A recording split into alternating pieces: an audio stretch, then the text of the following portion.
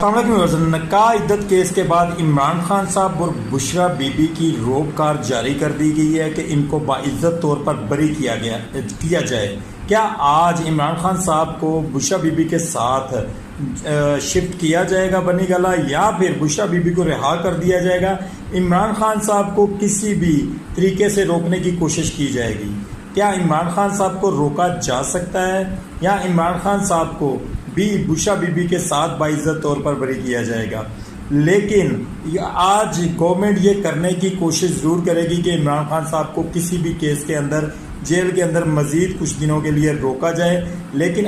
آگے آنے والے دنوں میں آپ عمران خان صاحب کو روک نہیں سکیں گے، کیونکہ اب